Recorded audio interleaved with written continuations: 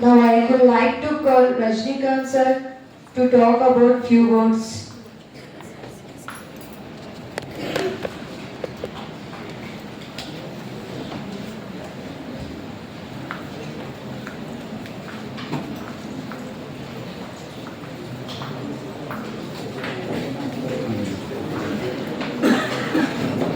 Oi, last.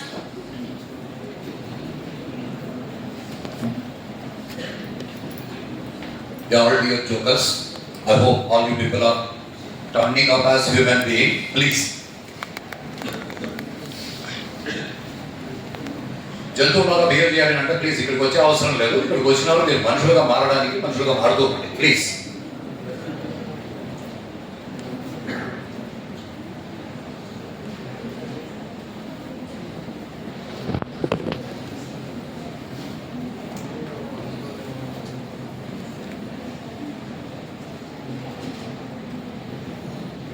So we are supposed to start with a discussion on the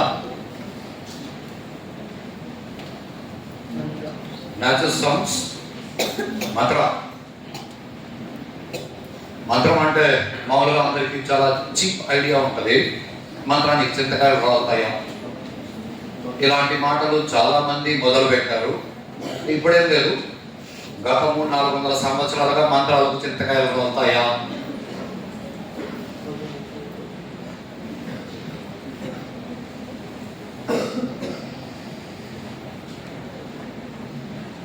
please.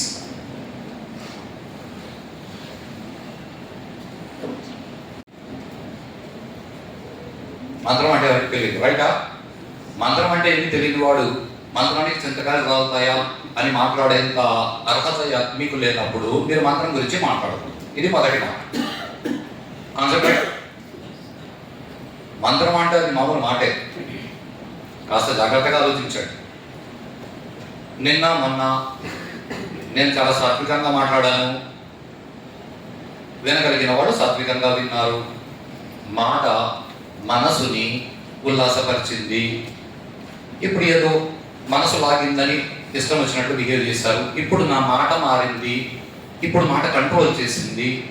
ఇలా ప్రతి మాట మంత్రం అయ్యే అవకాశం ఉంది. మాట ఏముంది సార్, ప్లీజ్ చాలా జాగ్రత్తగా ఆలోచించండి.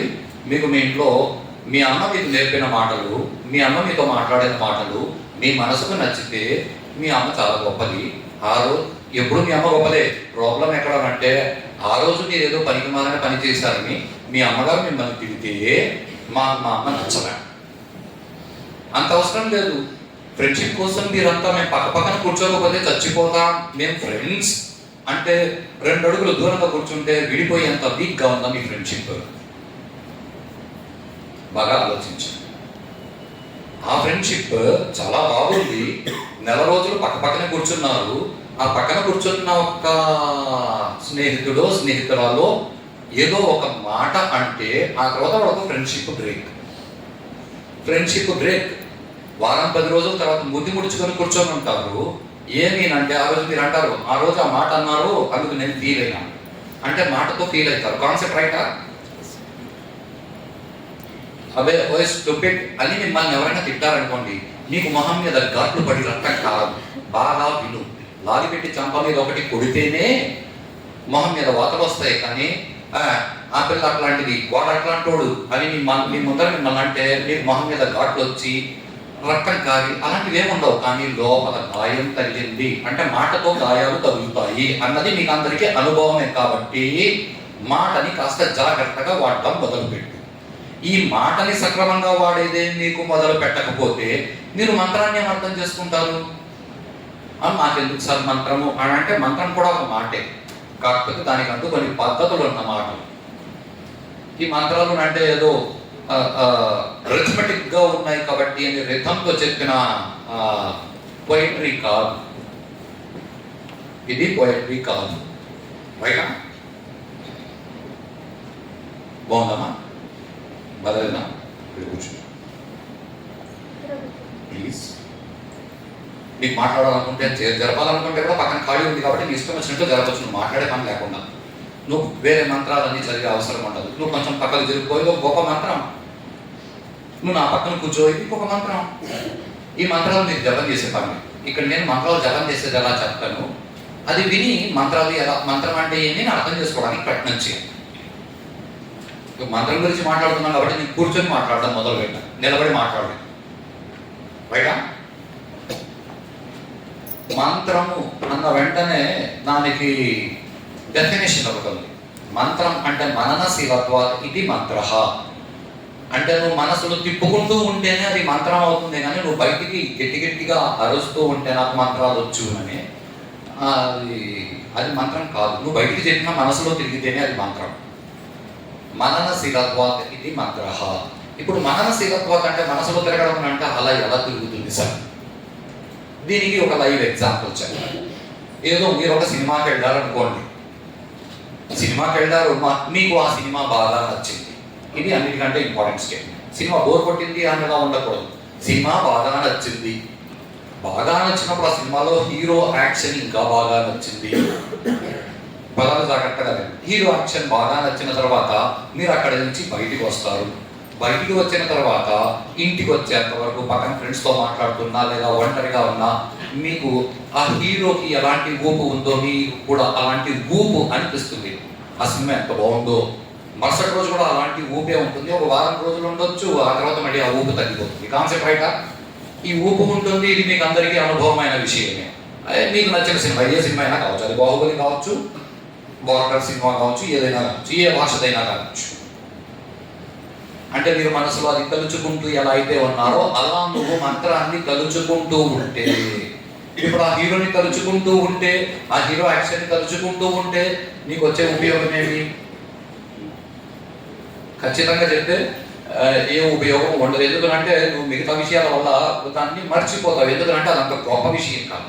అదే మంత్రాన్ని నువ్వు మననం చేస్తూ ఉంటే అది నిన్ను ఉద్ధరిస్తుంది.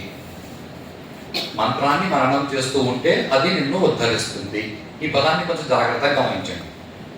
ఎందుకనంటే ఇక్కడ మా బంధువులు ఒక ఆయన, చాలా మంది మాట్లాడే మాట, మా బంధువులు ఒక ఆయనకు ఆరోగ్యం బాగాలేదు, అందుకు మేమంతా కలిసి మృత్యుంజయ మహామంత్రం జపం చేయని చెప్పినాము. మృత్యుంజయ మహామంత్రం ఆయన జపం చేస్తూ ఉన్నాడు, కానీ చచ్చిపోయినాడు. అంటే ఆ మంత్రం జపం చేయడం వల్ల మనిషి బతకలా. ఇప్పుడు మంత్రాన్ని ఎలా సరుపుకోవాలి అనిపిస్తుందా? అనిపించదా కదా? మరి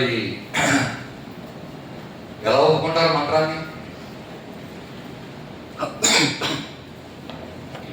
మంత్రాన్ని ఎలా ఒప్పుకుంటారంటే దాన్ని ఉచ్చరించే పద్ధతి మొదట తెలుసుకోవాలి. ఈ ఉచ్చరించే పద్ధతి ఏదైతే ఉందో శబ్దము, అదే భజగోవిందం అని మనము రెండో రోజు చెప్పుకునేటప్పుడు దృక్కుకరణి అన్న పదం చెప్పుకున్నామే. శబ్దాన్ని కరెక్ట్గా ఉచ్చరించే ప్రాక్టీస్ ఇది. ఆ శబ్దాన్ని కరెక్ట్గా ఉచ్చరించడం మొదలు పెట్టాలి. ఉచ్చరించిన వెంటనే నీకు ఆ మంత్రం వల్ల రిజల్ట్ వచ్చేస్తుందా? అలా కుదరదు. కొన్ని రోజులకి దాని భావము నీ మనసులో ప్రవేశిస్తుంది. దాని భావము నీ మనసులో ప్రవేశించినప్పుడు ఆ భావముతో పాటు నువ్వు మంత్రాన్ని జపం చేస్తుంటే నీ మనసుకి ఆ మంత్రం బాగా వంటబడితే అప్పుడు ఆ మంత్రం నీకు ఫలితం ఇవ్వడం మొదలు పెడుతుంది. దానిని మంత్రసిద్ధి అని అంటారు. ఇది కొంతమందికి 1,00,000 జపం చేస్తే కుదరవచ్చు, కొంతమందికి 2,00,000 జపం చేస్తే కుదరవచ్చు, కొంతమందికి 5-6 సార్లు మంత్ర జపం చేస్తే కూడా ఫలితం సిద్ధించవచ్చు. అంటే దీనికి గీతురాయి ఏముంటుంది అంటే నువ్వెంత స్పీడ్గా, నువ్వెంత కాన్సన్ట్రేషన్తో చేస్తావన్న దాన్ని బట్టి నీకు ఫలితం ఉంటుంది. కానీ నువ్వేమీ చేయకుండానే మంత్రానికి చింతకాయలు రాలుతాయా అంటే ఖచ్చితంగా నువ్వు మంత్రం చెప్పే చింతకాయలు రాలవు. ఎందుకంటే నీకు మంత్రం చెప్పేది రాదు. ఇది మొదటి విషయం. దీనిలో మళ్ళీ రకరకాల మంత్రాలు ఉన్నాయి. కొన్ని శాబరి మంత్రాలను ఉంటాయి. ఈ శాబరి మంత్రాలు చాలామంది, నాకు తెలిసి ఇళ్లలో చాలామంది తల్లులకు కూడా శాబరి మంత్రాలు వచ్చు. చాలామంది తల్లులకు కూడా శాబరి మంత్రాలు. శాబరి మంత్రాలు అంటే శబరులు అంటే అడవుల్లో ఉన్న వాళ్ళు మంత్రాలు వేస్తారు. ఫర్ ఎగ్జాంపుల్ ఎలా ఉంటుంది అంటే ఏదో పాము గరిచింది, తేలు గరిచింది అని అంటే మంత్రం వేస్తారు. మంత్రం వేస్తే నొప్పి తగ్గుతుంది. పైగా వాళ్ళు మంత్రంలో ఏం చేస్తారు? ఏదో శబ్దాలు చేస్తారు. గొంతు నుంచి కొన్ని వైబ్రేషన్స్ వస్తాయి, పొట్టలోంచి కొన్ని వైబ్రేషన్స్ వస్తాయి. ఆ వైబ్రేషన్స్ ఆ పెయిన్ని తగ్గిస్తాయి. వైబ్రేషన్స్ తగ్గిస్తాయి. అక్కడ ఆ శాబరి మంత్రాలకి అర్థం ఏమేనంటే ఎవరికి అర్థం తెలియదు. అది ఓన్లీ ఆన్ సౌండ్ ప్రాక్టీస్ మీద ఉంటాయి. ఇవి శాబరి మంత్రాలు.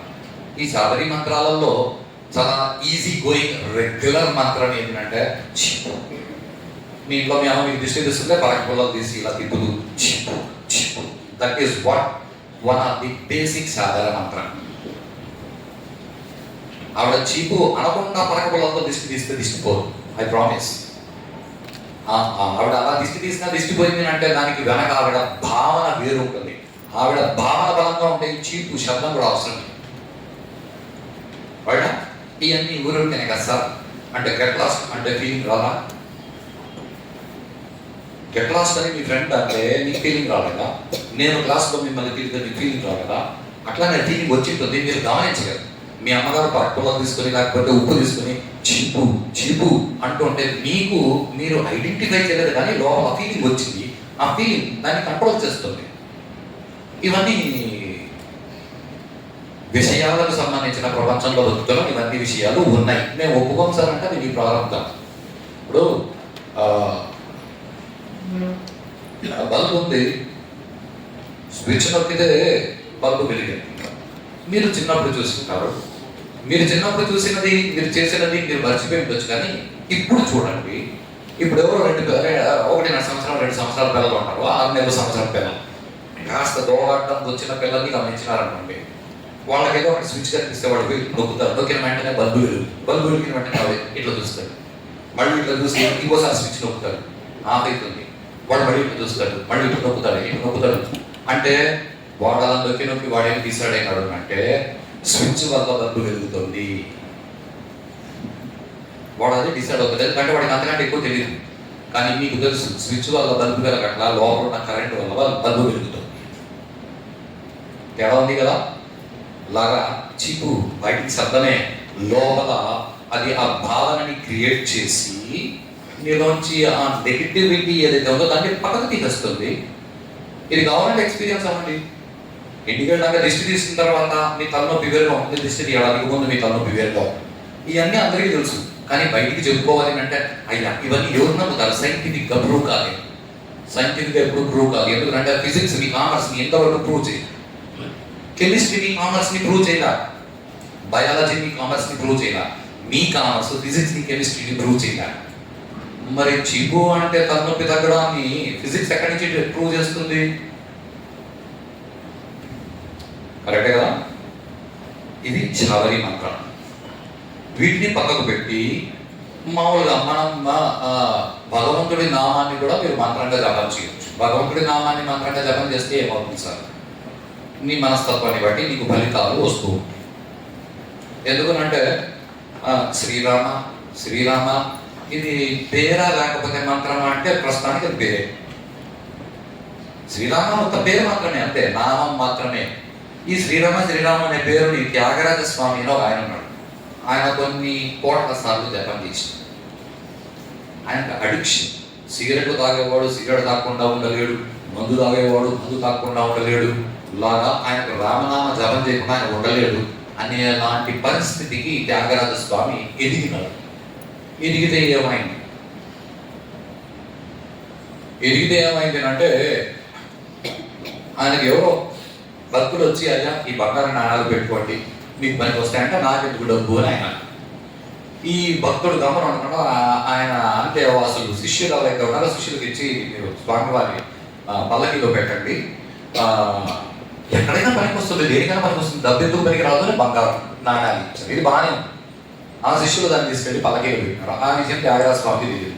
ఆయన పల్లకి ఎక్కినాడు, శిష్యులతో పాటు కలిసి ఏదో రామనామ జపం చేసుకుంటూ వెళ్తూ ఉన్నారు. ఏదో ఊరికి వెళ్తూ ఉంటే దాదాపుగా 2 రోజులు 3 రోజులు అయితే 3వ రోజు ఒక వ్యక్తి వచ్చి త్యాగరాజ స్వామి కాళ్ళ మీద పడి ఏడ్చి, వాడు ఎందుకు వచ్చినారో తెలియదు, త్యాగరాజ స్వామి కాళ్ళ మీద పడి ఏడ్చినాడు. ఏడిస్తే త్యాగరాజ స్వామి అడిగినాడు ఏమైంది, ఇది కాస్త జాగ్రత్తగా పడుకోండి. ఏమైంది? ఏమయ్యా నీకు తెలీదు, నీ దగ్గర బంగారు నాణాలు ఉన్నాయి, మేమిద్దరు దొంగలు, ఈ బంగారు నాణాలు కొట్టేయాలని మేము 3 రోజుల నుంచి ప్రయత్నం చేస్తాం. ఆయన అన్నాడు నా దగ్గర బంగారు నాణాలు ఎక్కడ ఉన్నాయి, ఉంటే నువ్వు తీసుకెళ్ళు, నాకెందుకుంటే నువ్వు చెప్పేది మరీ బాగుంది, నువ్వు తీసుకెళ్ళు, నువ్వు ఇస్తే మాత్రం వాడి జూమని కొట్టి చేస్తాను. ఎవరిద్దరు అంటే ఏమో నీతో పాటు ఆ వెనకాలవాడు ముందరవాడు, ఒకటి ఎర్ర ఉన్నాడు ఒకటి నల్ల ఉన్నాడు. ఇద్దరు 6-6.5 అడుగులు ఉన్నారు. అంత 16-18 సంవత్సరాల వయసు, ఇద్దరు బాగా పట్టుకున్నారు. వాళ్ళ కాంటాలు తిరిగి శరీరం అంతా చూసి మాకు భయం వేస్తుంది. నా చుట్టూ ఎవరు లేరు అని త్యాగరాజ స్వామి వాళ్ళ శిష్యులు. ఈ ఇద్దరు దొంగలకి మాత్రం వాళ్ళు ఇద్దరు కనిపిస్తున్నారు, రాముడు లక్ష్మణుడు. పచ్చిగా నా భాషలో చెప్పాలంటే కాపలా కుక్క లెక్క త్యాగరాజ స్వామిని కాపలా కాస్తున్నాడు రాముడు లక్ష్మణుడు. ఎక్కడి నుంచి చేశారు అంటే మిగతా వాళ్ళకి కనిపించదు కదా అంటే త్యాగరాజ స్వామి ఆయన చాలా సంతోషపడిపోయారు. మీరు ఇద్దరు చాలా గొప్పమా పుణ్యాత్ముడురా, రాముడి దర్శనం నాకంటే ముందు నీకు జరిగింది అని. మరి త్యాగరాజ స్వామి కనిపించాలి. ఆ ఇద్దరు దొంగలకి మాత్రం రాముడు లక్ష్మణుడు అలాగే కనిపిస్తుంది.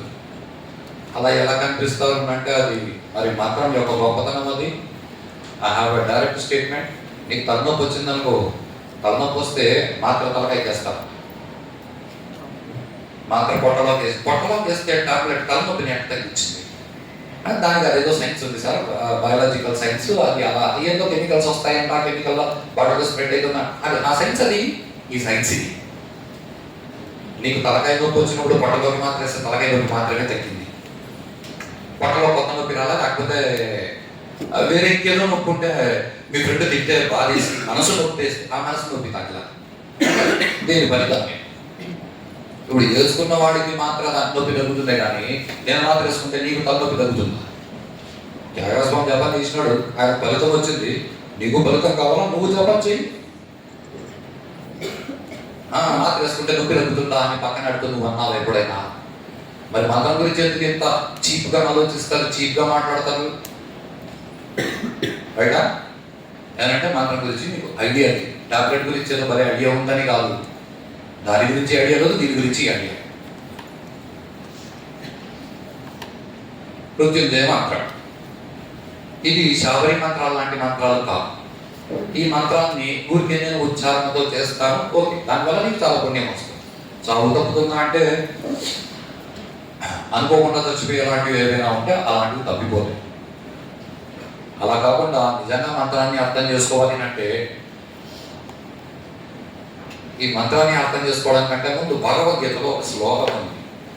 ఆ శ్లోకాన్ని కొంచెం జాగ్రత్తగా అర్థం చేసుకుని దాని భావాన్ని మనసులో స్థిరంగా పెట్టుకుంటే కానీ మిగతా విషయాలు ఏది అర్థం కావు.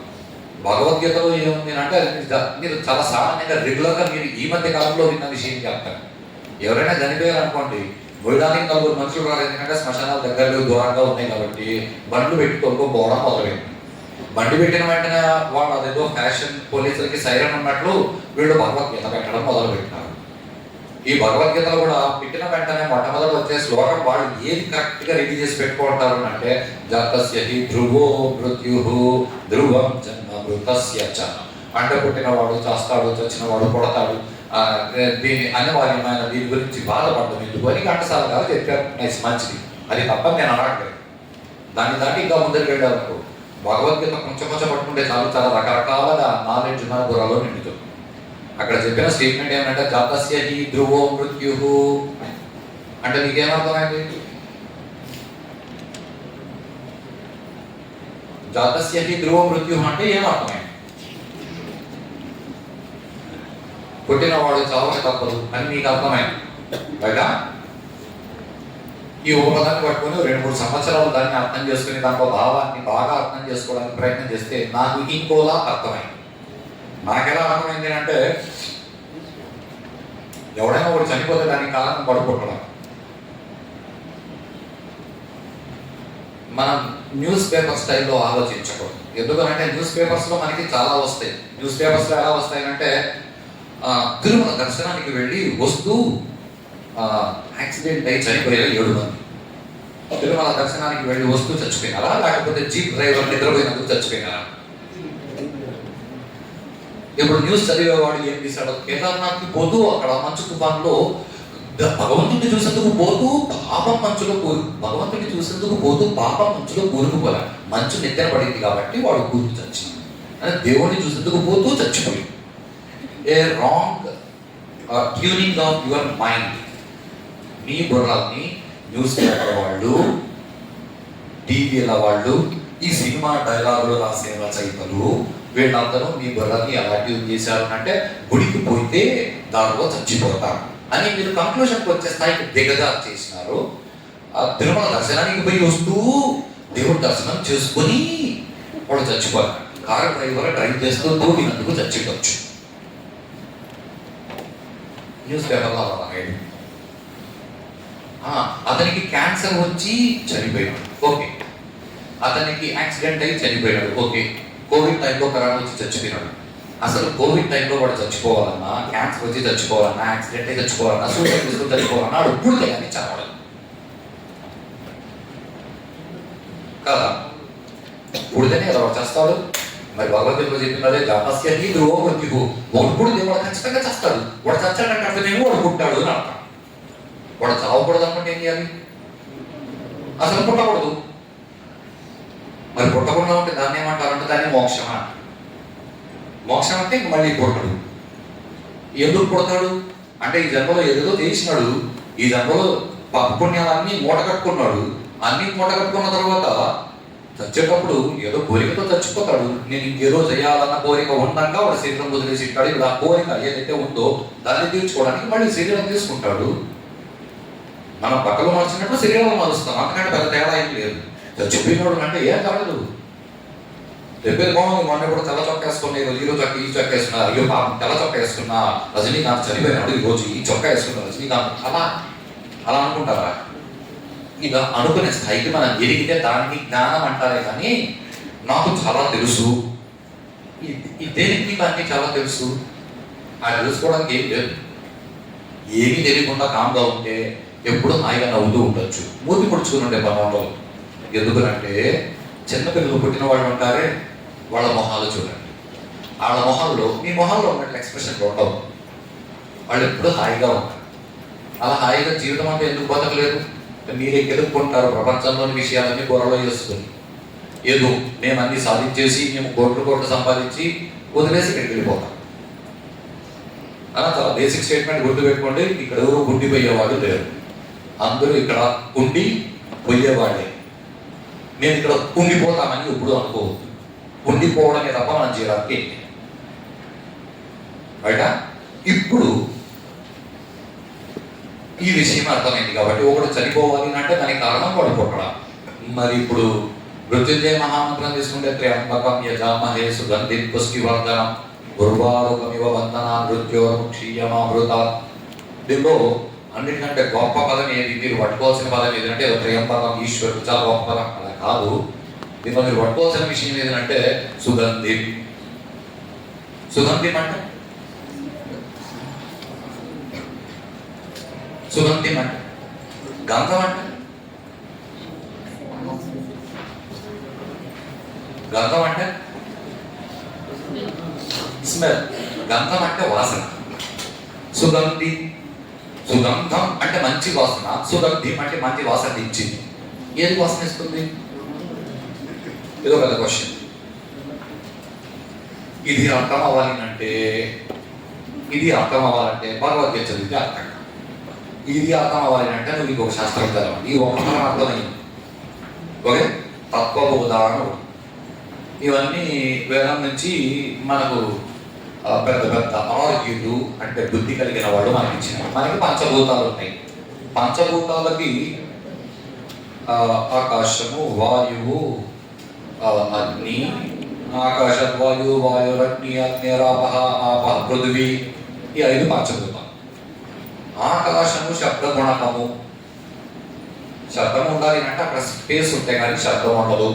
ఆ తర్వాత వాయువు, బయట ఇలా ఒక్కొక్క దానికి ఒక్కొక్క తత్వం ఉంది.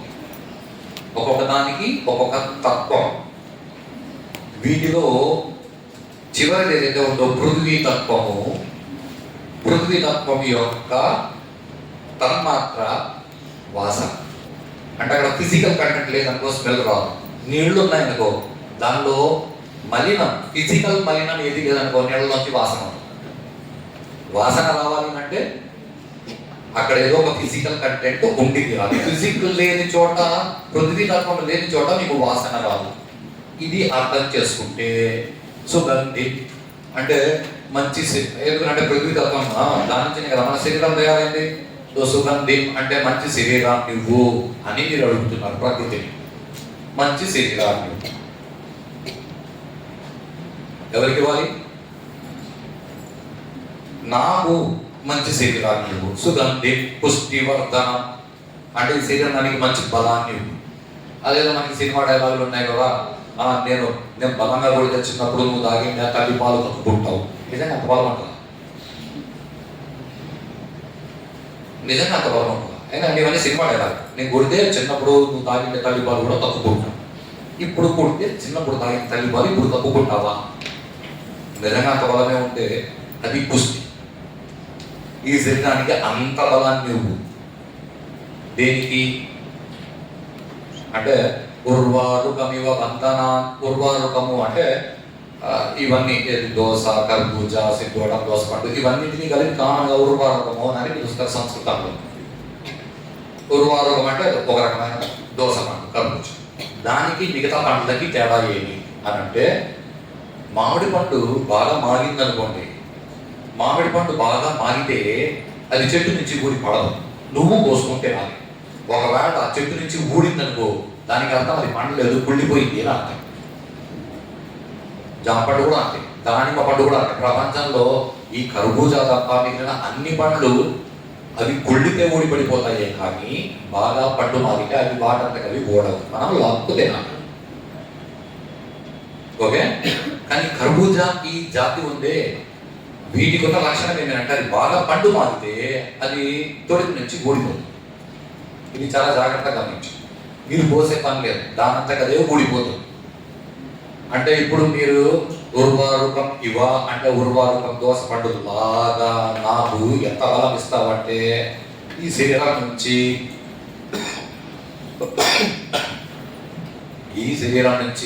బంధన, ఈ శరీరంతో నాకు ఏదైతే నాది అనే బంధం ఉందో, ఈ బంధం కూడా అంత సులభంగా ఊడి పడిపోయేలా, అంటే నేను శరీరం వదిలేసి ఊడి పడిపోయేలా, నేను శరీరం నుంచి అంత సులభంగా బయటికి వచ్చేసేలా. అంటే హాస్పిటల్లో 4 రోజులు ఉండి, ఆ తర్వాత ఇంట్లో బెడ్ మీద 6 నెలలు ఉండి పెట్టడానికి ఎప్పుడు పోతాడో తిట్టుకునే స్థాయికి దిగచాలకుండా అంత ఈజీగా దీన్ని వదిలేసేంత బలం నాకు ఇవ్వు అని అక్కడ ప్రార్థన చేస్తున్నారు ప్రకృతిని.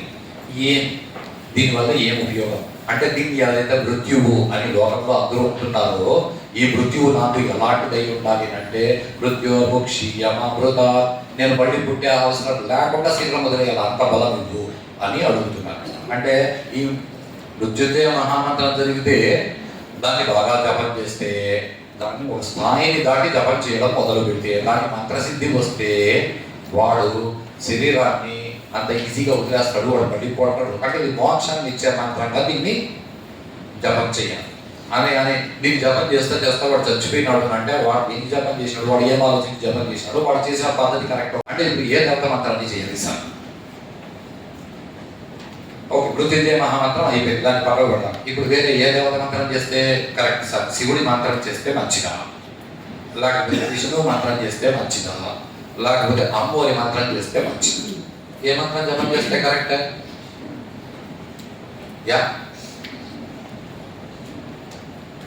ఎవరు గొప్పోళ్ళు? అమ్మవారు గొప్పలా, శివుడు గొప్పలా, విష్ణువు గొప్పలా? ముగ్గురు గొప్పవాళ్ళు కానీ సినిమాలో చెప్పినట్టు చెప్పకూడదు.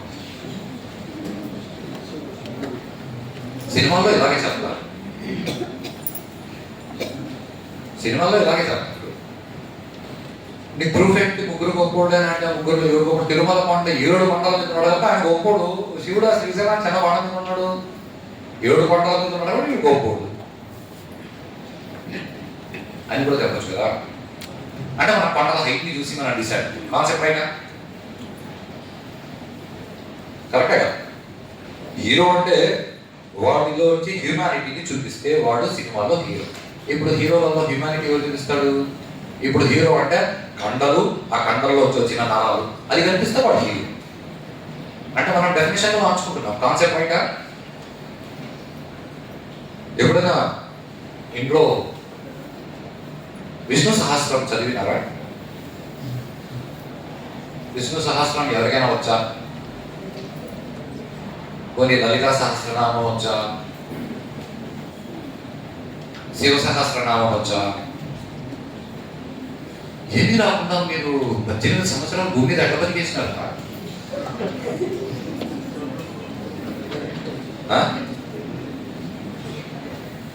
ఏమీ తెలియదు. కొన్ని శుక్లాం పక్కన వచ్చా నేను చెప్తాను జాగ్రత్తగా. శుక్లాం ధరం ధరం లేదా శుక్లాం అంబరం ధరం. విష్ణు అంటే ఇది విష్ణువుదా? శుక్లాం బరధరం బరధరం బరధరం అంటే మీరు చేసింది తప్పని నేను అనట్లేదు, మీరు భక్తితో చేసిన దానిలో వాడి భావం మారాలి. శుక్లాం ఓకే బాగానే ఉంది. శుక్లాం అంటే తెలియదు రండి సార్. బరధరం అంటే ఏంటి? సంస్కృతి తెలిసినది కూడా తెలియదు బరధరం అంటే. మరి విష్ణు అంటే ఇది గణపతిదా విష్ణుదా? శశివర్ణం చతుర్భుజం ప్రసన్నవదనం ధ్యాయే సర్వ విఘ్నోపశాంతయే ఆగజాన పద్మాగంగదాన మాతృశ్యం అనేక దాంతం భక్తానం అనేక దంతం భక్తానం అనేక దాంతం భక్తానం.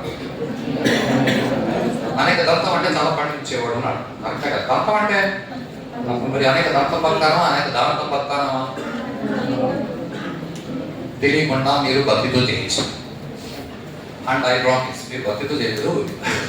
వినేవాళ్ళకు వావ్ వీళ్ళకి ఏ మంత్రం వీళ్ళు శుక్లపరధరం ఎంత బాగా చెప్తారో అనిపించుకోవడానికి చెప్పినారు కదా నీకు తెలియదు. అది శుక్లాం భరధరం కాదు. శుక్లాంబరం అంటే తెల్లని వస్త్రములు. శుక్లాంబరం ధరం తెల్లని వస్త్రములు కట్టుకున్న శుక్లాంబరం ధరం. విష్ణు విష్ణు అంటే 4 చేతులు చక్రం చక్రం కాదు. విష్ణు అంటే సంస్కృత పదం, అంతా వ్యాపించిన వాడు అని అర్థం.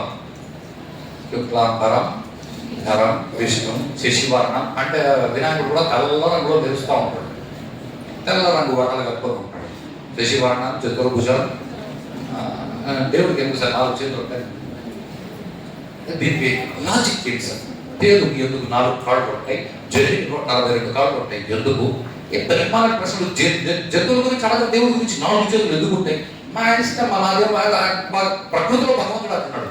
మీకు గణపతి మా దేవుడు కాదు, విష్ణువు హిందువుల దేవుడు. ఈ అభిమానం మాట ఎవడు చెప్పాడు? శివుడు హిందువుల దేవుడు చెత్త. వాయుదేవుడు హిందువు అయితే అమెరికా వాడు పిలుచుకుంటాడు.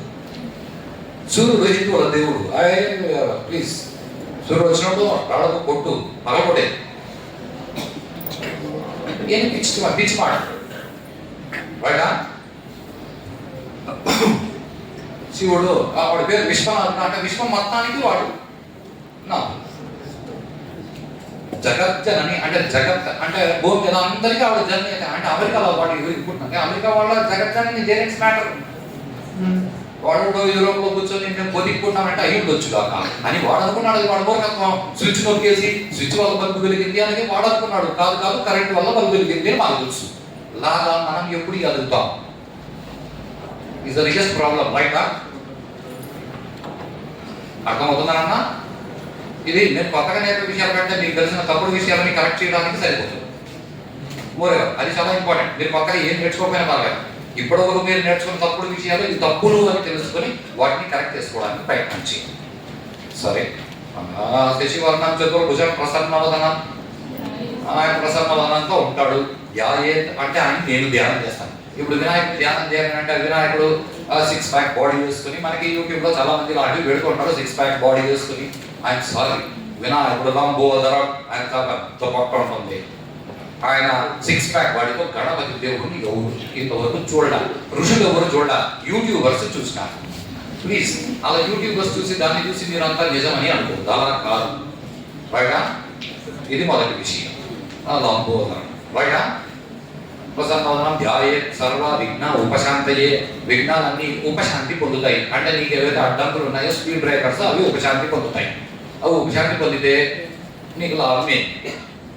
విఘ్నాలు ఉంటే ఉంటాయి. విఘ్నాలు ఉపశాంతి పొందితే లాభమేమి అంటే విఘ్నోపశాంతయే. తర్వాత విఘ్నోపశాంతయే. అగజ ఆనంద పద్మార్గం. గజ ఆనంద మహర్నిషి. అగజానన గజానన అదే మళ్ళీ 2 ఆపోజిట్ టర్మ్స్. గజానన అంటే ఏనుగు మొహం ఉన్నాడు, అగజానన అంటే ఏనుగు మొహం లేనివాడు. దీన్ని 2 విధాలుగా చూసుకోవచ్చు. ఎందుకంటే గణపతి పుట్టినప్పుడు ఆయన ఏనుగు ముఖంతో లేడు. ఒక గుడి కూడా ఉంది, నరముఖ గణపతి అని. అక్కడికి వెళ్ళి చూడవచ్చు. 2 ఆయన అసలు పుట్టింది దేనికి అంటే గదాసురుడిని సంహరించడానికి. గదాసురుడు కోరుకున్నాడు, నా లాంటి మొహమ్మద్ నోటితో నేను చేస్తానని. ఆయన కోసం ఆయన పుట్టినాడు. ఈయన పుట్టినాడు అంటే అంతకుముందు ఆయన లేడా అంటే ఇది చాలా ఇంపార్టెంట్ స్టేట్మెంట్ మంత్రానికి సంబంధించి. హనుమంతుడు ఎప్పుడు పుట్టినాడు తెలుసా? త్రేతాయుగంలో పుట్టినాడు. రామాయణంలో ఆయన పుట్టినాడు, ఆయన వచ్చినాడు. మరి హనుమంతుడు వచ్చిన తర్వాత హనుమంతుడికి పూజలు చేసి హనుమంతుడి మీద కొంతమంది వైదికంగా మంత్రాలు రాసి పెడితే అలా జరగలేదు. ఎందుకంటే ఋగ్వేదంలో హనుమంతుడికి సంబంధించి దాదాపుగా 150-160 మంత్రాలు ఉన్నాయి. హనుమంతుడి మీద మొత్తం వేదంలో 500-600 మంత్రాలు ఉన్నాయి. అంటే హనుమంతుడు మంత్ర రూపంలో ఉన్నాడు. ఆ సమయంలో మంత్ర రూపంలో ఉన్న ఆయన తనని తాను శరీరంతో ఎక్స్ప్రెస్ చేసుకున్నాడు. ఇలా అర్థం చేసుకోవడానికి ప్రయత్నం చేయండి. ఇలా అర్థం చేసుకోకుండా మంత్రాలను చింతకాలం రాలుతాయి. మీకు కావాలా పద హిమాలయాలకి. ఎందుకంటే మదనపల్లి నా తెలిసినప్పుడు 10-15 మంది ఉన్నారు. ఆడికి నువ్వు నచ్చాలి అంతే. ఆడికి నువ్వు నచ్చినావు అనుకో, ఆడి ముందు కూర్చొని గోవింద గోవింద అంటే వాడు ఇట్లా చెయ్యి అంటాడు. నా కళ్ళ ముందర జరిగిన విషయాలు చెప్తున్నాను. అలా చేతిలో అడ్డు పుట్టుకొస్తుంది. ఆడికి మకసిద్ధి ఉంది. ఆడలా చెయ్యి అంటే చేతిలోంచి గంగాజలం పుట్టుకొస్తుంది, పచ్చి పాలు పుట్టుకొస్తాయి, నీకేం కావాలంటే పుట్టుకొస్తాయి. వాడికి నువ్వు ఇంప్రెస్ చెయ్యి. ఇక్కడ మార్కుల కోసం సార్లు అని మేడం నన్ను ఇంప్రెస్ చేస్తావు. అట్లా ఇట్లాంటి 10-15 మంది ఉన్నారు. ఇవన్నీ మాయలు వచ్చేసి మరి నువ్వేం చేసినావు? నువ్వేమీ చెయ్యవు.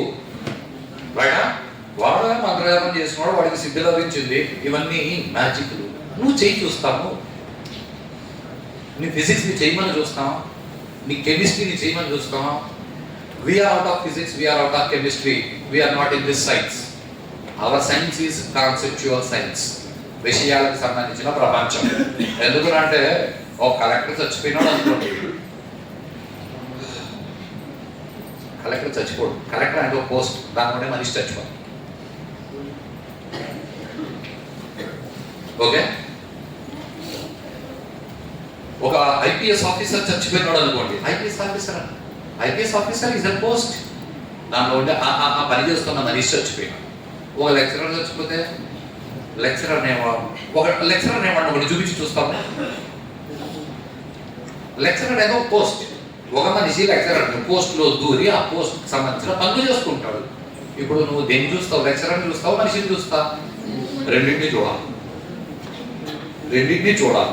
మనిషి మాత్రమే చూసేవాడు నివృత్తి మార్గంలో ఉన్నవాడు, ప్రవృత్తి మార్గంలో ఉన్నవాడు రెండూ చూడాలి. మీరంతా ప్రవృత్తి మార్గంలో ఉన్నారు కాబట్టి మీరు ఆలోచించాల్సిన విషయాలు బయట. సరే, అగజానన గజాసురుని చంపడానికి అంటే అగజానన అంటే గజాననుడు అనే రాక్షసుడు ఎవరైతే ఉన్నాడో వాడి తలకాయ తీసినాడు. ఆ గజానన పద్మకం, గజానన మహానిషం, అనేక దాంతం భక్త, అనేక దంతం భక్తులకు అందరికీ చాలా పళ్ళు ఇచ్చేవాడు, దంతాలు ఇచ్చేవాడు కాదు. అనేక దాంతం అంటే అన్నిటికంటే చీపెస్ట్ కాన్సెప్ట్. మీ మనసుకి ఏదైతే హాయిగా అనిపిస్తుందో దానిని శాంతి అంటారు. మీ శరీరానికి ఏదైతే హాయిగా అనిపిస్తుందో దాన్ని దాంతి అంటారు. అంటే ప్రపంచంలో చీప్గా కోరుకునేవి మనము శరీరానికి సంబంధించిన సుఖాలు. అనేక దాంతం భక్తానం అంటే భక్తులందరికీ చివరికి చీప్గా శరీరానికి సంబంధించిన సుఖాలు కావాలంటే కూడా ఆడికి నమస్కారం పెడితే ఆడిచ్చేస్తాడు. అనేక దాంతం భక్తానం ఏకదంతము ఉపాసనే, ఏకదంతం ఉన్నవాడిని మేము ఉపాసిస్తాము. ఉపాసన ఏం చేసినారు మీరు? నా శుక్లాంబరదనం బొచ్చు అని 10 మందికి చూపించుకోవడానికి శుక్లాంబరదనం చెప్పినావే కానీ ఆ శుక్లాంబరదనం ఒకటి చాలు. నిజాయితీగా చేస్తూ పోతే నీకు గొప్ప ఫలితాలు ఇస్తుంది, చీపెస్ట్ థింగ్స్ కూడా ఇస్తుంది. అంటే రాజు దగ్గరికి వెళ్ళి పదాలు జాగ్రత్తగా వినండి. ఏదో రాజుగారి దగ్గరికి వెళ్ళారనుకోండి, రాజుగారి దగ్గరికి వెళ్ళి ఏం కావాలి చెప్పయ్యా అని అంటే, అయ్యా నాకేదో కేజీ బంగారం ఇవ్వు అని అడిగితే ఒక అర్థం ఉంది. ఓకే, లేదా నాకు 10 ఎకరాలు భూమి ఇవ్వండి అని అడిగితే దానికి ఒక అర్థం ఉంది. రాజుగారి దగ్గరికి వెళ్ళి ఏం కావాలంటే పొద్దున్నే మామిడి రసం చేస్తుంది, దాంట్లో చెత్తపండి ఇలా మర్చిపోయిందండి, 4 చెత్తకాయలు ఇప్పించండి, నేను ఈరోజు రసం వండుకుంటాను రాజుని కూడా అడుగుతుందా? కానీ గణపతిని నువ్వు అలా అడిగినా చీపెస్ట్ విషయాలు అడిగినా అది కూడా ఇచ్చేస్తాడు అని ఆయన గురించి గొప్పగా చెప్పినామంటాం. మనకు ఆయన తెలియదు. శుక్లాంబరదనం వస్తే మా వాడికి వచ్చి శుక్లాంబరదనం అనేలా మనము బతికేస్తున్నాం. ఇది మొదటి విషయం. ఇక శివ సహస్రనామం సరే సమయం ఎక్కువ అవుతుంది కాబట్టి నేను డైరెక్ట్ చెప్తాను. శివ సహస్రనామం ఎలా ఉంటుందని అంటే స్థిరస్థాను ప్రభుర్భీమా అని కంటిన్యూ అవుతుంది, వరదో వరదో. విష్ణు సహస్రనామం ఏం చెప్తుందంటే విశ్వం విష్ణుర్వషట్కారో భూత భవ్య భవత్ ప్రభు. ఇదే అమ్మవారికి సంబంధించి లలితా సహస్రనామం ఏం చెప్తుందంటే శ్రీమాత శ్రీ మహారాజ్ఞి శ్రీమత్ సింహాసనేశ్వరి చిరగ్నికుండ సంభూత దేవ కార్య సముద్యత. రైట్, కొంతమందికి వచ్చు. గుడ్. ఇప్పుడు ఈ మూడింటి ఏది గొప్పది అంటే పొయిటిక్ నేచర్ ఉన్న వాళ్ళు ఏం చెప్తారు అంటే శివ సహస్రనామంలో విష్ణువు పేర్లు కూడా కలిసినాయి, ఒకటే పేరు 2-3 సార్లు వచ్చింది. అది విష్ణు సహస్రనామంలో శివ హర అనే శబ్దాలు వచ్చినాయి, అవి కూడా రిపీటెడ్గా వచ్చినాయి. లలితా సహస్రం అన్నిటికంటే గ్రేట్, దానిలో ఏ పదము మళ్ళీ రిపీట్ కాదు. ఇది ఏదో పొయిటిక్గా చెప్పడానికి బాగుంటుంది, కానీ దీన్ని మనం ఎలా అర్థం చేసుకోవాలి అని అంటే రకరకాల పద్ధతులు. అన్న నేను చెప్పిన పద్ధతి మాత్రమే కరెక్ట్ అని నేను అనట్లా. కొన్ని వేల రకాల పద్ధతులు ఉన్నాయి, వాటిలో ఒక పద్ధతి నాకు అర్థమైంది. శివ సహస్రనామం తీసుకుంటాం. దాని మొదటి పేరు స్థిర. స్థిర అంటే స్టెబిలిటీగా ఉండడం. రైట్? స్టెబిలిటీగా ఉన్న ఒక విషయాన్ని చెప్పి చూస్తాం. ప్రపంచంలో స్టెబిలిటీగా ఉన్న విషయం మా నాన్నకి చాలా స్టెబిలిటీ, శరీరం వచ్చేసి వెళ్ళిపోయింది అన్స్టేబుల్. ఇప్పుడు చెప్పండి స్టెబిలిటీగా ఏముంది? ఏం లేదు కదా. అంటే నీకు ఒకటి కూడా కనిపించదా ప్రపంచంలో స్టెబిలిటీగా ఉండే విషయం? రైటా? కరెక్టే కదా. స్థిరంగా ఇది ఉంది అని చెప్పడానికి ఏది లేదు. మరి స్థిరంగా ఏది ఉంది అంటే విష్ణు శాస్త్రం చెప్పింది విశ్వం విష్ణుర్వషట్కారో మొదటి పేరు విశ్వం. అంటే విశ్వం స్థిరంగా ఉంది. అంటే స్థిరంగా ఏది ఉంది? విశ్వం అని ఒక ఎగ్జాంపుల్ తీసుకుంటే హిరణ్యకశిపుడు పుట్టినాడు చచ్చిపోయినాడు, హిరణ్యాక్షుడు పుట్టినాడు చచ్చిపోయినాడు. మొన్న అబ్దుల్ కలాం గారు వరకు అందరూ చనిపోయారు, మా నాన్న చనిపోయాడు. మనం అందరూ వస్తూ పోతూ ఉన్నాము, కానీ విశ్వం మాత్రం అలాగే ఉంది అప్పటి నుంచి ఇప్పటి వరకు. రైటా? Concept okay? రైటా? అంటే ఇప్పుడు విష్ణు సహస్రనామం ఏం చెప్పింది? శివ సహస్రనామానికి అర్థం చెప్పింది. స్థిర ఎలా? విశ్వంలాగా. ఏముంటే ఉపయోగం ఏంటి మాకు? దానివల్ల ఏదైనా ఉపయోగం ఉండాలి. ఉపయోగం ఏంటంటే లలితా సహస్రనామం చెప్పింది. శ్రీమాత మొదటి పేరు. ఇప్పుడు మీ ఇంట్లో ఇది కొంతమందికి అనుభవం, ఏదో తల్లి లేని వాళ్ళు ఎవరైనా ఉండొచ్చు. ఇంట్లో తండ్రి లేడనుకోండి, ఏ పర్లేదు, నేను ఆడవాళ్ళని తక్కువ చేసి మాట్లాడట. ఇంట్లో భర్త చనిపోయిన ఆడది ఏదో ఒక విధంగా ఏదో ఒకటి చేసి పిల్లల్ని పెంచి వాళ్ళని అభివృద్ధిలోకి తీసుకొచ్చేస్తున్నాయి. కానీ ఎండ్లా చనిపోయిన తర్వాత మగాడు ఆడది ఇల్లు మేనేజ్ చేసినట్టు చేయలేడు. వాడికి ఎంత ఎక్స్పర్ట్ అన్నా కావచ్చు. ఇంట్లో తల్లి ఉంది అంటే ఆ లెక్క వేరు, తల్లి లేదు అంటే మిగతా 10 మంది ఉన్నా కూడా ఆ లెక్క వేరు. సో షీ మేనేజెస్ ఎవ్రీథింగ్, ప్రతి ఒక్కటి మేనేజ్ చేస్తుంది. అలా అసలు ఆ స్థిర ఎవరైతే ఉన్నాడో వాడు విశ్వం లాగా ఎందుకున్నాడు అంటే అందరిని పోషించదు తల్లిలాగా శ్రీమాత. రైటా? స్థిర స్థాణు శివ సహస్రంలో రెండో పేరు. స్థాణువు అంటే తెలుగు రాదనుకుంటాను.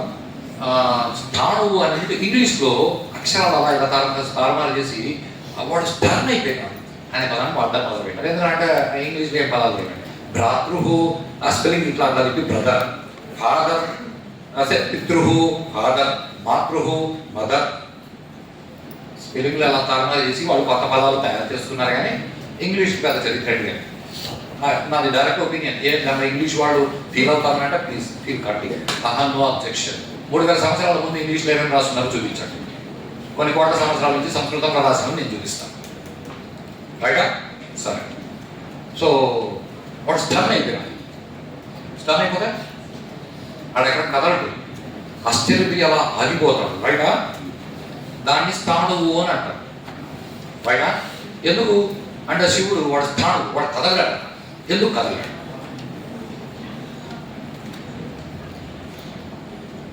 ఎందుకు కదలగాడు అంటే విష్ణు సహస్రనామం చెప్తుంది. నేను కనిపిస్తున్నాను కదా మీకు, నేను ఇలా కదిలాను, ఓకే ఇలా కదిలాను. అలా ఎలా కదిలాను అంటే ఉంది ఒక ప్లేస్, నేను ఇంతే, ఇది ఇంత కదిలాను. విష్ణు సహస్రనామం ఏం చెప్తుందంటే విశ్వం విష్ణు విష్ణువు అంటే 4 చేతులు, అది పక్కకు పెట్టు. You take meaning of every word. Vishnu అంటే సర్వవ్యాప్తి. ఇంతకు ముందు చెప్పుకున్నాం కదా, శుక్లాం విష్ణు విష్ణు అంటే అంతా వ్యాపించిన వాడు అని.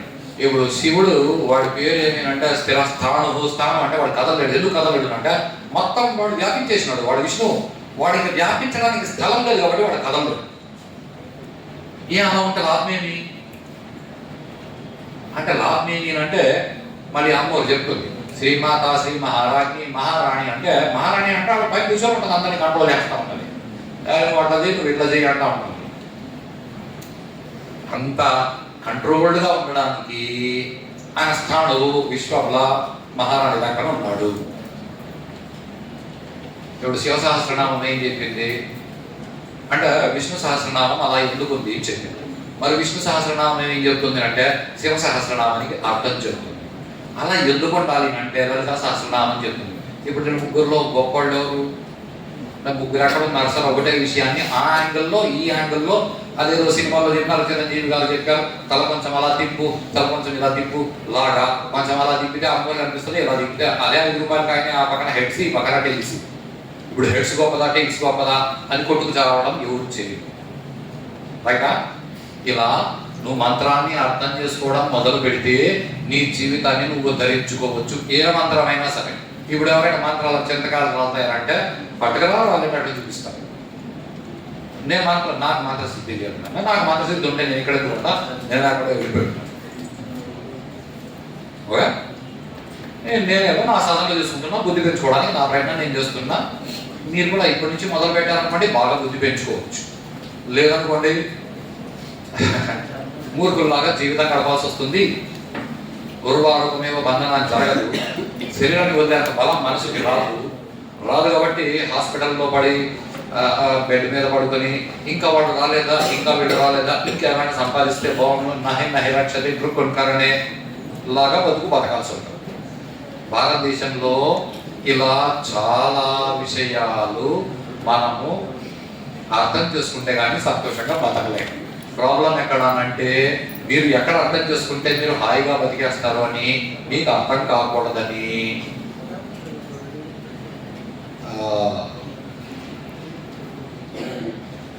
పదాలకు అర్థాలు మార్చి, అంటే ఇప్పుడు ఎవరు సార్ మార్చినారు అంటే ఇప్పుడు నాకు సంస్కృతం భాష కంటే వేరే భాష చాలా గొప్పది అని నేను ఒప్పుకోవడానికి సిద్ధంగా లేననుకోండి. ఎవరో నన్ను పిలిచి ఇదిగో నీకు ఒక 5 లక్షలు ఇస్తాము, నువ్వు ఇంగ్లీష్ నేర్చుకుని సంస్కృత్ నుంచి ఇంగ్లీష్లోకి ట్రాన్స్లేట్ చేస్తురా అని నన్ను పిలిచికెళ్ళి ఇంగ్లీష్ నేర్పడం మొదలు పెట్టాను. ఇప్పుడు నేను ఇంగ్లీష్ నేర్చుకునేందుకు నాకు అర్జెంటుగా ఒక రోజులో అయితే రాదు కదా, కాబట్టి కొన్ని నెలలు ఇంగ్లీష్ వాళ్ళతో సహవాసం చేసి నా సంస్కృత లక్షణాలు నేను వదులుకొని నేను ఇంగ్లీష్ లక్షణాలు నేర్చుకుని అంటే ఇప్పుడు సంస్కృతం నుంచి ఇంగ్లీష్లోకి ట్రాన్స్లేట్ చేయి అంటే ఋషి అంటే మంత్రద్రష్ట అని అర్థం. అంటే మంత్రాన్ని డైరెక్ట్గా తన బుద్ధిలోకి తెచ్చుకున్నవాడు అని అర్థం. అంటే ప్రకృతి వాడి బుద్ధి అంత క్లియర్గా ఉంది కాబట్టి వాడి బుద్ధిలోకి మంత్రం శబ్దరూపంగా లోపలికి ఉంది. దాన్ని వదిలేసి మనకి ఇంగ్లీష్లో రాసేసరికి మంత్రద్రష్ట, ఇంగ్లీష్లో అట్లాంటి కాన్సెప్ట్లు లేవు కాబట్టి వాళ్ళు ఏం రాస్తారు అంటే హీఈస్ ఆథర్ ఆఫ్ ది మంత్ర, అంటే ఆ మంత్రాన్ని మీరు పోయి ఇక్కడ రాసి ఆథర్ అనే పదం వస్తుంది ఇంగ్లీష్లో. వచ్చిందనుకో మీరందరూ ఏమనుకుంటారు అంటే గాయత్రి మంత్రం చాలా గొప్పది కానీ దానికి విశ్వామిత్రుడు ఆథర్. ఆయన విశ్వామిత్రుడు ఆథర్ కాదు. విశ్వామిత్రుడి బుద్ధిలోకి ప్రకృతి గాయత్రి మంత్రాన్ని అలా వేస్తే ఆయన దాన్ని అర్థం చేసుకుని భవిష్యత్ తరాలుగా ఆయన ఇచ్చినాడు. అంతేగాని ఆయన కూర్చొని ఇక్కడ ఏ పదం పెడితే బాగుంటుంది అని ఆలోచించి రాసినది కాదు. ఇప్పుడు ఇలా వచ్చింది అనుకోండి, అప్పుడు మీరేం చేస్తారు, విశ్వామిత్రుడు it is a small that story అని మీరు ఇంగ్లీష్లో మాట్లాడతారు కానీ విశ్వామిత్రుడు ఋషి అంత మనకి లేదు. మన బుద్ధి నాశనం ఎందుకు, మన దేశంలో పుట్టి ఇక్కడ చదువులు అర్థం కాక బయట దేశాలకు పోయి కోట్లు వేసుకుని కోట్లు సంపాదించి ఇక్కడికి వచ్చి మీరు ఏది అర్థం చేసుకోవాలో అది మీకు అర్థం కాకుండా ఉండేలా ఇంగ్లీష్లో ట్రాన్స్లేట్ చేసి దాన్ని మళ్ళీ తెలుగులో ట్రాన్స్లేట్ చేసి ఇప్పుడు ఇంగ్లీష్ మంత్రద్రష్టని ఇంగ్లీష్లో అనతారని ట్రాన్స్లేట్ చేసి దాన్ని మళ్ళీ తెలుగులో ట్రాన్స్లేట్ చేస్తారు. నీకు తెలుగులో ఏం చెప్తాడు, రచయిత. అతను అంటే రచయిత. అంటే ఇప్పుడు విశ్వామిత్రుడు గాయత్రి మంత్రానికి రచయిత అయినాడు మీ బుద్ధిలో. ఇప్పుడు ఆలోచించండి, మిమ్మల్ని కొన్ని వందల సంవత్సరాల నుంచి ఎలా నాశనం పట్టించినారో మీరు దాని నుంచి బయటపడాలంటే మీది అలా ఉంటుంది బయట. ఇది లోక సంస్థ సుఖినో భవంతు. ఎందుకంటే బయట దేశాల్లో కొన్ని విద్యా సంస్థల్లో మేము మత గ్రంథాలు నేర్పుతాము అని ప్రపంచంలో అందరూ కాఫీలు, లేకపోతే all these people are devil instinct, లేకపోతే ప్రపంచంలో వీళ్ళందరూ నాశనం అయిపోవాలి ఏం ములాదలేదు. జైన మతస్థులు కూడా ఇలాగే పూజ చేసేవాళ్ళు. ఎలా అయితే భారతదేశంలో గణపతి పూజ చేసి ఆ తర్వాత మిగతా పూజలు చేస్తారో అలా జైన మతస్థులు పూజ చేసేటప్పుడు వాళ్ళు మొట్టమొదట విప్రక్షయ ప్రార్థన చేస్తారు. పాపరావుడు నాశనముగా కానీ వాళ్ళ పూజ మొదలవుతుంది. ఇప్పుడు ఏమంటే ఇప్పుడు చేస్తున్నారు అంటే ఇప్పుడు చేయట్లేదు, ఎందుకంటే బాపనోళ్ళు ఆల్రెడీ నాశనం అయిపోయినారు. నాశనమైన బాపనోళ్ళు ఎక్కడ ఉన్న దేశంలో కాబట్టి విప్రక్షయ ప్రార్థన మేము ఆపేశామండి అని అంట. బాగా ఆలోచించండి, మీ భారతదేశం ఒకప్పుడు చాలా డెవలప్డ్ కంట్రీ, ఇప్పుడు కూడా చాలా డెవలప్డ్ కంట్రీ. భారతదేశంలో ఉన్న వాళ్ళే ముసుగులు వేసుకొని మూర్ఖులు లెక్కన బతుకుతున్నారు. అలా బతకడం మీరు ఆపాలి అంటే మీకు విషయాలు తెలియాలి. మీరు కొత్త విషయాలు తెలుసుకోవడం కంటే కూడా చాలా ముఖ్యమైన విషయం, మీరు ఏవైతే తప్పు విషయాలని అర్థం చేసుకున్నారో అవి తప్పని గ్రహించాలి. కరెక్ట్ విషయాలని ఏవి తప్పని అర్థం చేసుకున్నారో వాటిని కరెక్ట్ చేసుకోవాలి. దీనికోసమే యూజీసీ వాడు 1 వీక్ ఐకేఎస్ మీద మీరు డిస్కషన్లు పెట్టండి, పిల్లలకు నేర్పండి అని అన్నాడు. మిగతా కాలేజీలో జరుగుతుందో లేదో తెలియదు, మన కాలేజీలో ఖచ్చితంగా మనం వాటిని చేస్తున్నాం. బయట ఈరోజుకి ఇది చాలు. రేపు మళ్ళీ కొన్ని యాక్టివిటీస్ ఉంటాయి. నాకు తెలిసి రేపు యాక్టివిటీస్ ఏమి ఉంటాయి వాటి గురించి మళ్ళీ మీకు అనౌన్స్మెంట్ వస్తుంది. అంతవరకు సార్ ఈ పేపర్స్ రిసీవ్ చేసుకుని డౌన్లోడ్ చేసుకుని కాస్త చదవండి. Thank you.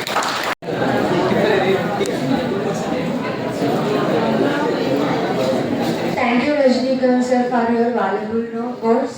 Now I would like to call Rajeshwari madam to talk about few words.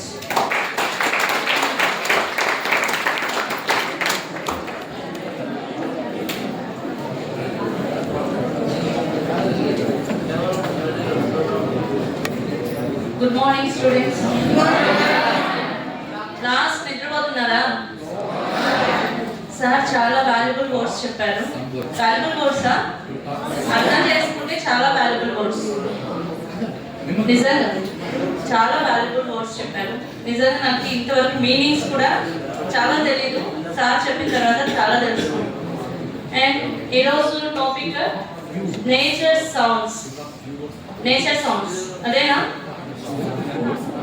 మామూలుగా ఇంటికి వెళ్తాం, ఇంటికి వెళ్ళిన తర్వాత అమ్మకు చెప్తాం, బ్యాగ్ అక్కడ పడేసి అమ్మతో ఏం చెప్తాం, అమ్మ నాకు కొంచెం అలసిపోయినాను, బాగా అలసిపోయినాను, ఈరోజు రెస్ట్ కావాలి, నన్ను డిస్టర్బ్ చేయదు. షాప్కి వెళ్ళి ఒక పాల ప్యాకెట్ తీసుకురారా అమ్మ చెప్తుంది. అక్కడంతా అలసిపోయి వస్తే మళ్ళీ నువ్వు ఇక్కడ పని చెప్తున్నావు, అయ్యో పాపం రెస్ట్ తీసుకోవాలి. సో రెస్ట్ తీసుకుంటారు. ఎలా రెస్ట్ తీసుకుంటారు? మొబైల్ ఎత్తుకుంటారు. అదే రెస్ట్ అంటే. రీల్స్ చూస్తూ ఉంటాం, రీల్స్ చేస్తూ ఉంటాం, రీల్స్ చూస్తాం, చేస్తాం, అప్లోడ్ చేస్తూ ఉంటాం. సో హ్యాపీగా ఉంటాం, అంతేనా? అదేనా రెస్ట్ అంటే? So real meaning of rest ఎవరైనా చెప్తారా? రెస్ట్ అంటే ఏంటి?